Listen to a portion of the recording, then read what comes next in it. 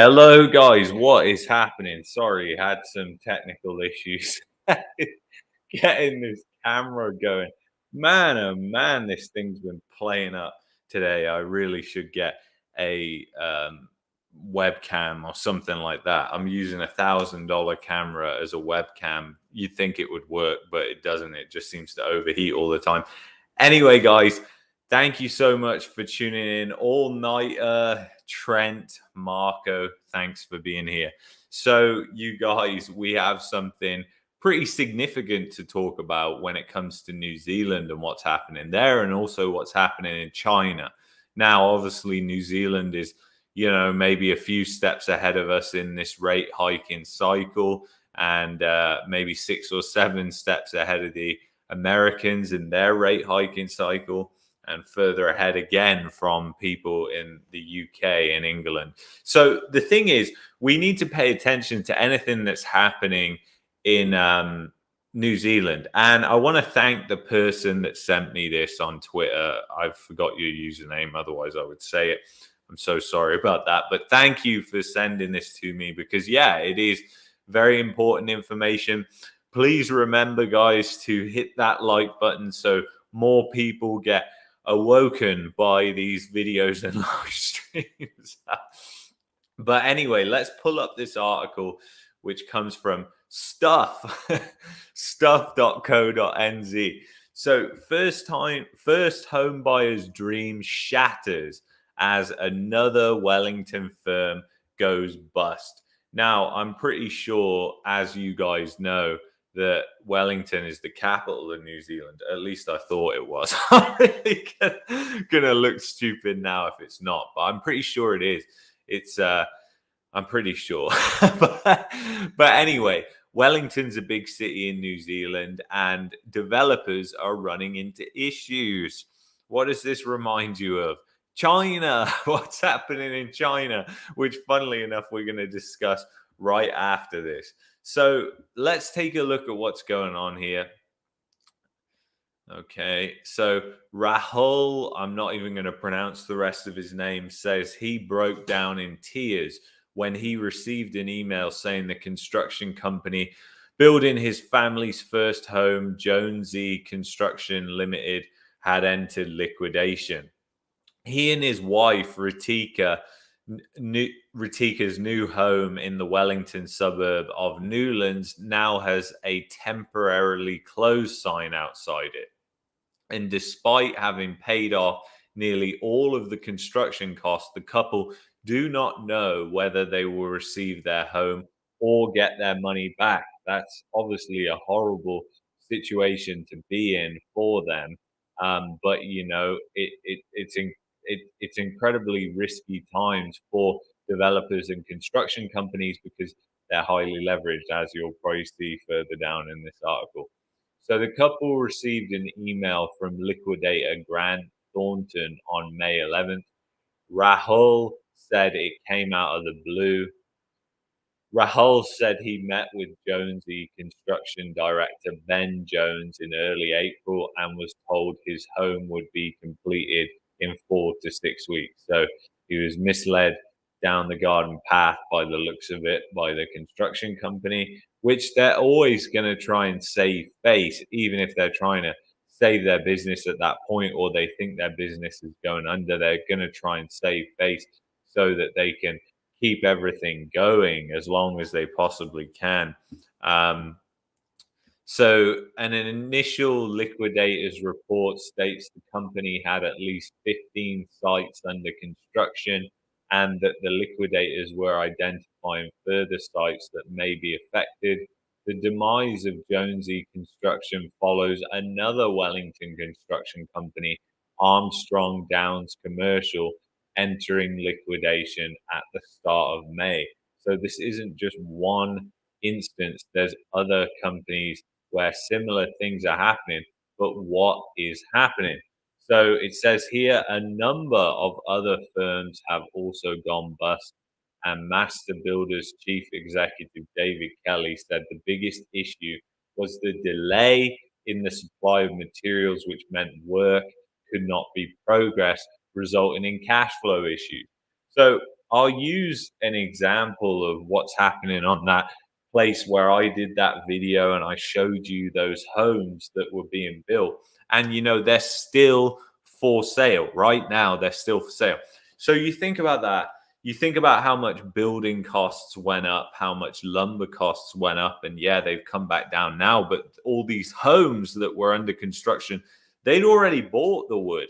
The condos that they're building just down the road from here, they'd already bought the wood, and they literally timed it at the worst point when lumber was ridiculous cost. So they are like, their costs for those condos are extremely high.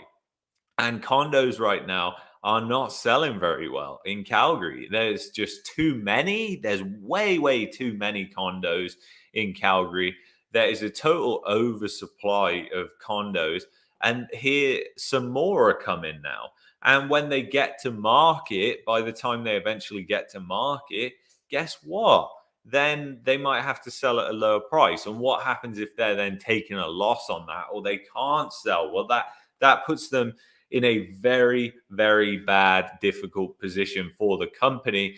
And these developments can cost a lot of money. So it's quite insane, and it can happen quicker than you think.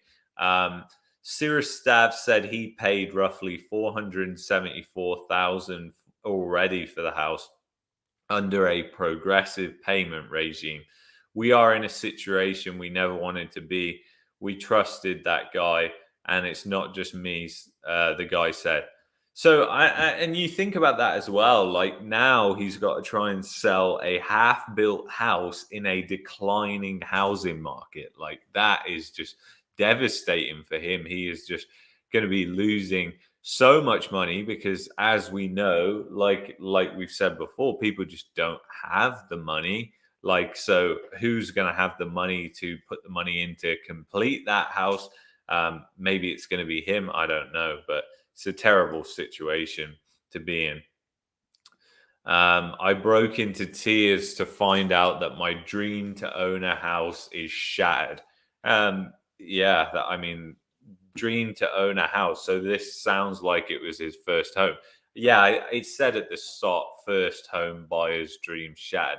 And you know what? This is one of those emotional stories that kind of tugs at your heartstrings, and you can really see the emotion in people. And obviously, this is a terrible thing to happen. So him breaking into tears, I'm not going to downplay that at all. I mean, it's terrible what's happened to the guy. But as you can see, these things are extremely emotional, and the home is one of those core things, like food, energy, and shelter. Those are the three core things that they exclude from the CPI, might I add, the core CPI. I am finding the situation extremely stressful, having sleepless nights since then. Said he had joined 31 other affected buyers on a WhatsApp group, and many were in a worse position, having paid large amounts towards builds that were less complete. He said he was an unsecured creditor, and he did not know what would happen to his home. And then you've got everybody stood obviously in front of the home that is just not finished. Looks like they build the homes in New Zealand like they build them in Canada, um, terribly. Uh, the liquidators said in their initial report that Jonesy Construction focuses on residential construction projects throughout the Wellington region and had 27 staff. Outstanding wages had not been worked out, but about $60,000 was owed in holiday pay, they said. And this happened a lot in 2008, guys. Construction workers that were working on these building sites, they didn't get paid when things started to go south. People said, "I'll pay you in a week. We'll have it in a week. It's just a little bit of a slowdown right now. Don't worry about it. Just keep going. We'll get the money." And of course, they never came up with it. And you had all these construction sites that were never built, like that just essentially got abandoned. And I guarantee you that Canada, there's going to be loads of developers that go under as a result of this, because it's really the fluctuation in prices that is whipping out all these people. Because think about it, before we had this high consumer price inflation, and I'm not talking about the government's numbers, I'm talking about the real world numbers here.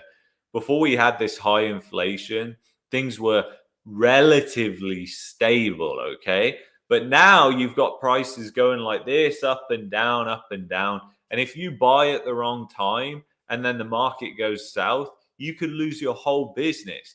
And that could not be the fault of your own. You know, you can't look at lumber futures and time when the top and the bottom of the market is. You know, you can't do that. So the thing is, it's just the volatility of consumer price inflation that is really taking out these businesses. And we're going to continue to see this, not just in construction, but in many, many other industries and businesses and things like that, that are going to experience similar things happen.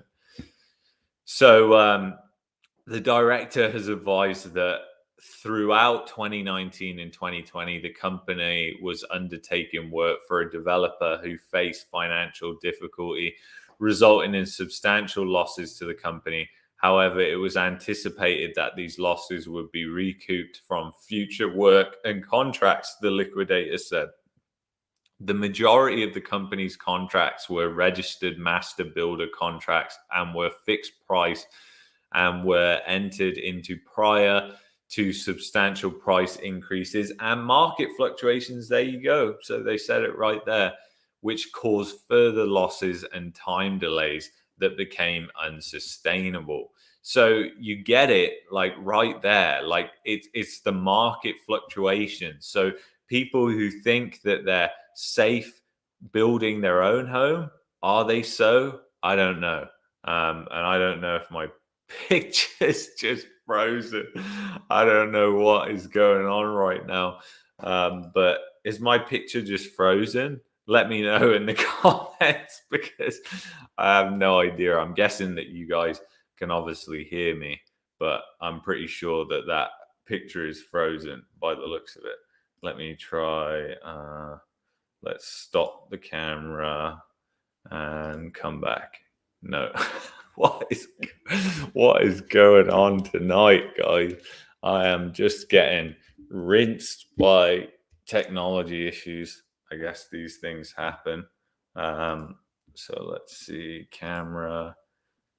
The potato cap is working as intended. I can't see anything. I don't know what's happening here. I know you guys can hear me. Oh man. I think it's my USB, you know? I think it's the USB cable that's going into the camera. Maybe it's the mic is just draining the power. I don't know. What is going on here? Come on. Now we just got a white screen. There we go. We got something. All right, we're back. What? What a nightmare. Oh, God. I tell you what, I hate technology so much. You're having too much fun. Yeah, I know. This is a really serious article, to be honest. I shouldn't be having this much fun, but good Lord. Just having so much technology issues. Everything's overheating, so many problems. Come on. Anyways, let's continue on here. After an assessment of the business's financial position, advice, and the inability for Jones to continue working in the business due to health issues, it was decided the company should be placed into liquidation to prevent further losses. The two creditors, the liquidators said, oh, I got that all messed up because of the punctuation. I'm just half asleep here. What is going on? Secured creditors included Westpac and ANZ and a number of builders and building suppliers. The company records indicate there are unsecured creditors totaling 2.11 million. So that's a lot of money, isn't it, when you really think about it, for a small company like that? But I suppose everything adds up when you've got wages that aren't being paid and everything like that. It all adds up in the end. And, you know, this isn't a good thing. You know, albeit these are smaller developers, but this gives you an idea of what's happening in the bigger developers as well. Yeah, they've got more cash reserves to weather the storm, but how much when prices drop so much? Like, how much cash have they really got? And the reality is they haven't got that much, guys, because people like to think that these developers are sat on millions and millions of dollars. But they're not, unless it's companies like Mania that bought land up like 20 years ago. Then they are literally buying land at a premium price, and then they've got to build on it and hope that the market is the same or higher by the time they come to complete on the home, or they're in trouble. And you'll also get buyers who may have already even put the deposit down. They might turn around and say, well, why are we'll just walk away from the deposit that we put down, because what is the point? Like, we're not going to get financing for the house because it's worth so much less. So instead of us pay all that extra money for this house, let's just walk away from it. And then who is left holding that bag and having to reduce the price? It's the developer, it's the builder.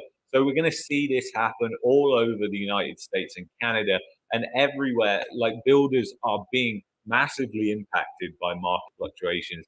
It's one of those things that they are being really hit with and pummeled with, you know? So it's one of those things. So another thing that I wanted to go over is the China side of this live stream.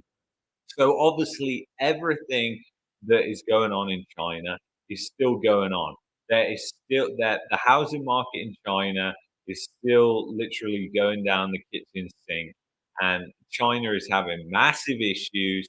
This is a big, big problem, and it's a big problem for the global economy. And we don't know how far this river of derivative products that have been sold on the back of these Chinese developers that have literally just been committing fraud.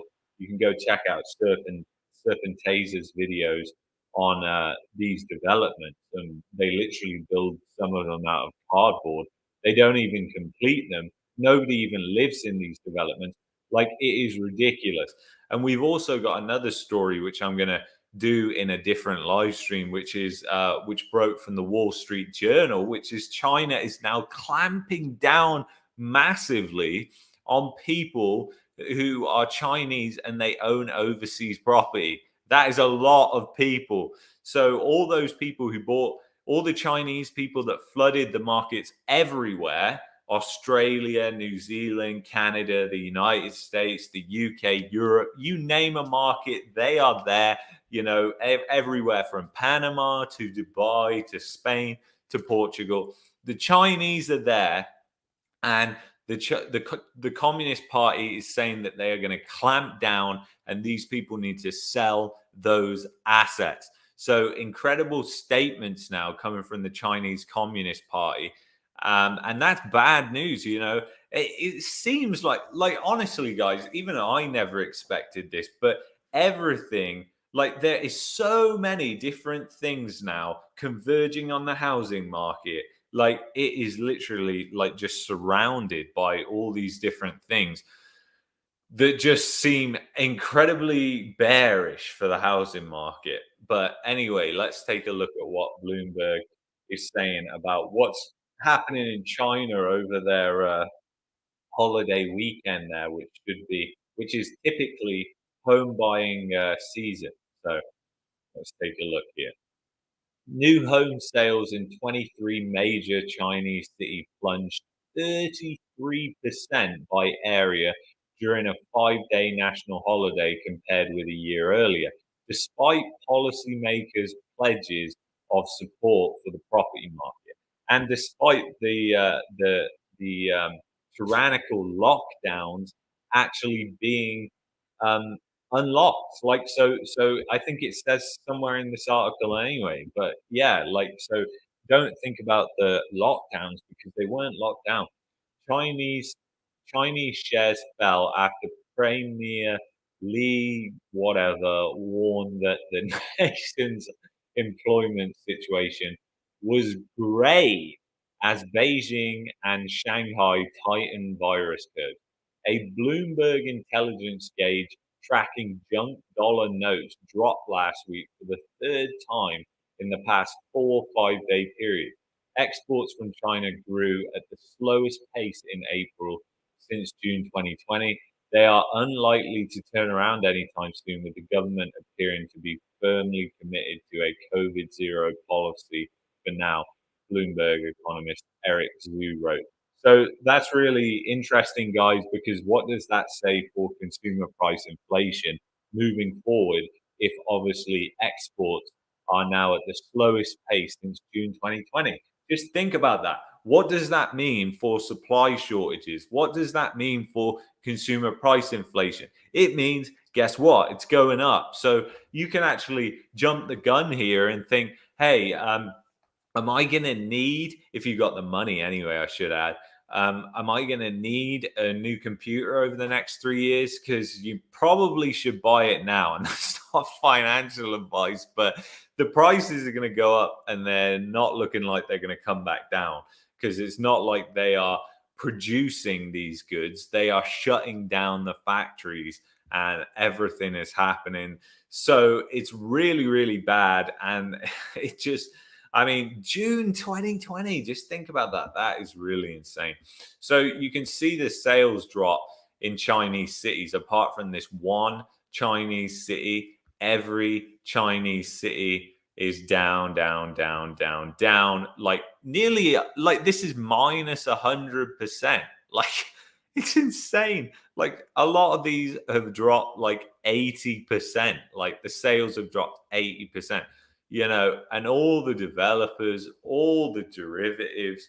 There is so much money in this crisis in China. You have no idea how much money and how much this is going to impact places like the United States, Canada, Europe, the UK, any country with major banks in, because they are all in these notes. They all own these notes. They're in big, big trouble. Trust me. And that's why we're seeing indicators like I showed you early, where there's indicators that liquidity is drying up already in the financial system. Where is that liquidity going? What, like how, after the massive amounts of stimulus that we had last year? But it's things like this that have been going on now for over a year, which will have a huge impact, more so than people think. People think Evergrande is in the past, nothing really happened from that. Well, we saw what happened to the markets when the whole Evergrande thing started. The markets were tanking at that point. This was back in September last year. And the bonds and the dollar notes, they were dropping months before that and started in June. But anyway, so it looks like Shimaya seeks payment extension on public bond. Shimeo or Shimayo, whatever, key onshore unit Shanghai Shimayo is seeking to delay paying principal on a 500 million yuan note due May 22nd for a year, according to the Shanghai Exchange filing. Shanghai Shimayo will arrange a meeting with investors, the firm said, adding that the delay doesn't amount to a default event. I mean, these things are just insane. It's kind of insane, but I don't know how much a 500 million yuan bond really is in dollar terms. So Chinese shares fell after the premier warned that the employment situation was complicated and grave. That sounds pretty bad. You wouldn't get any communication like that from our central planners, would you? And this is in a communist country. So think about how politically correct our government officials and central planners have to speak and act. So deepening investor concern about economic damage from COVID outbreaks and strict curbs to contain them. The CSI 300 index slid as much as 1.4% as losses deepened in the afternoon trading, although less than the 1.8% loss in the broader MSCI Asia Pacific Index.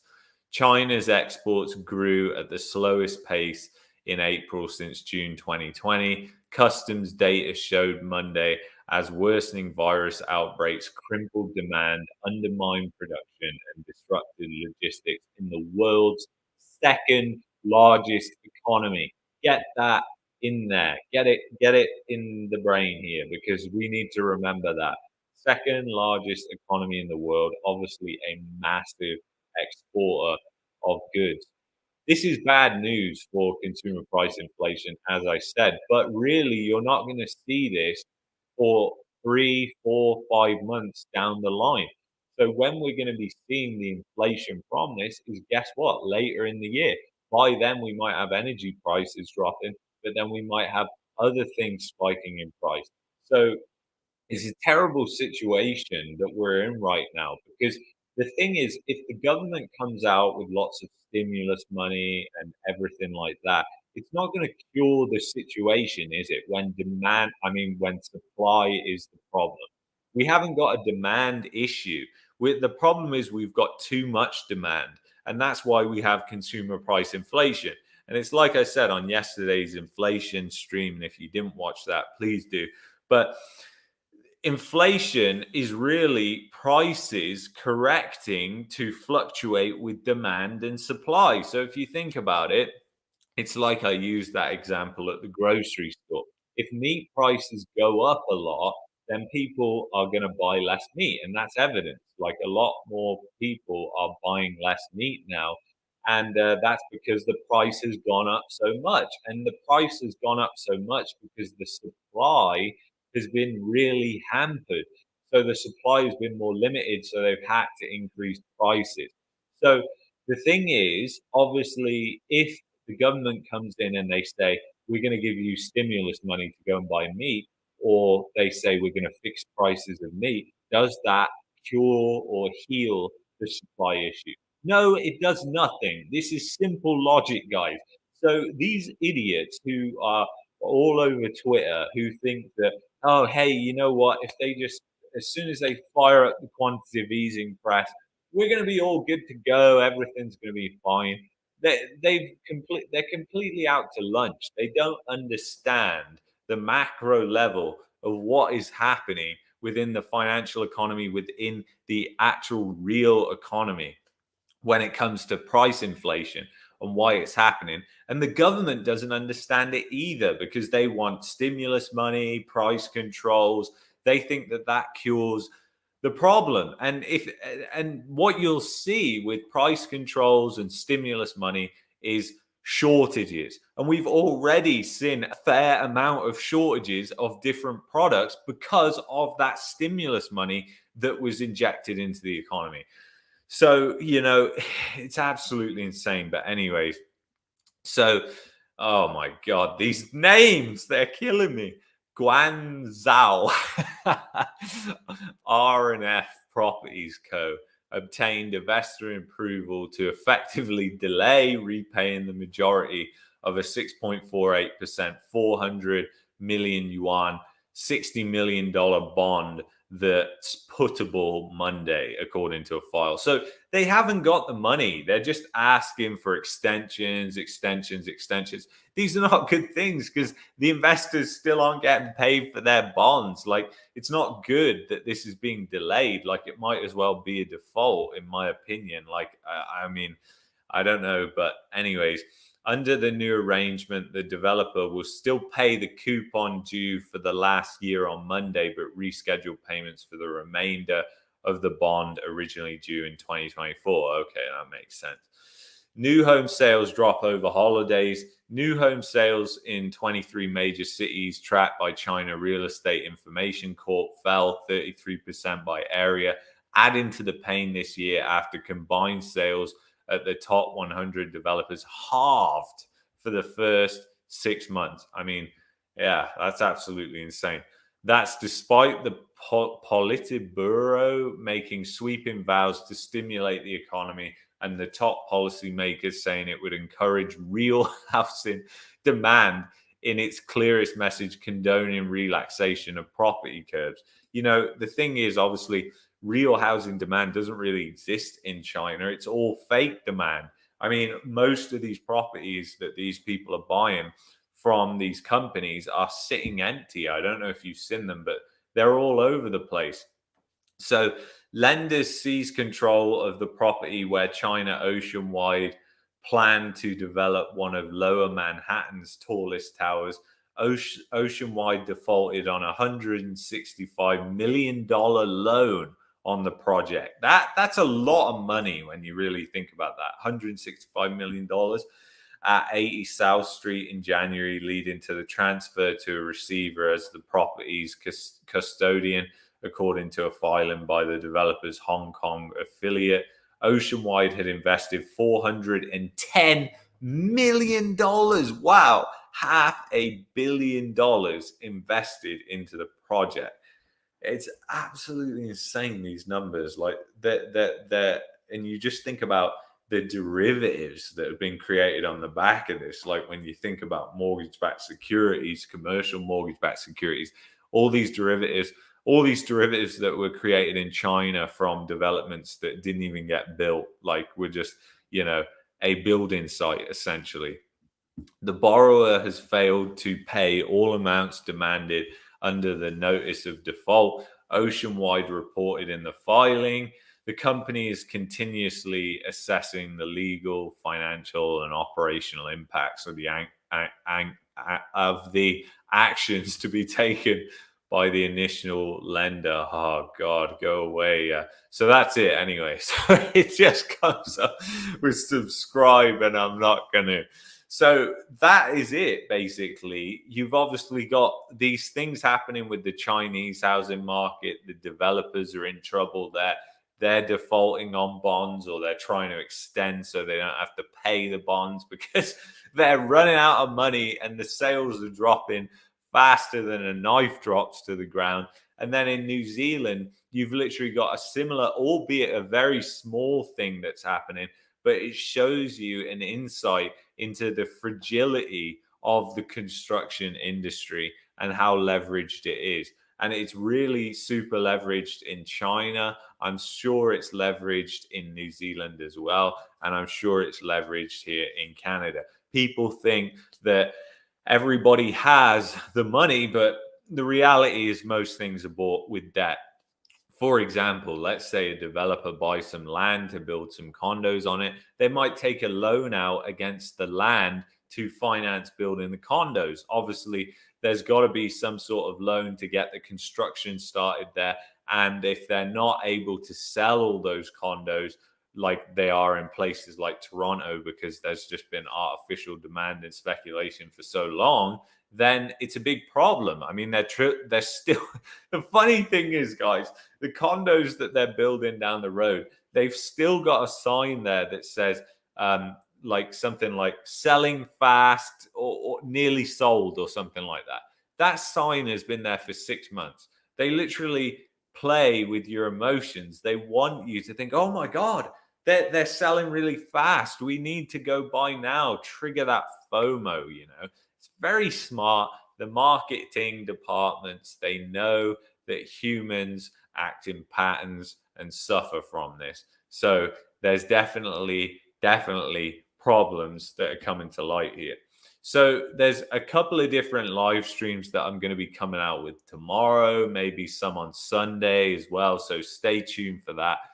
We're going to be looking at the HELOC situation. We reported on this a couple of months ago when OSFI announced that they might be doing something, and we said that that probably means that they will end up doing something, and they are going to be doing something. So we're going to be doing and covering that live stream tomorrow. I got another bunch of different things. Oh, and get this, guys. Um, Guess what? Articles are starting to enter the mainstream now about bankruptcies, companies going bankrupt here in Canada.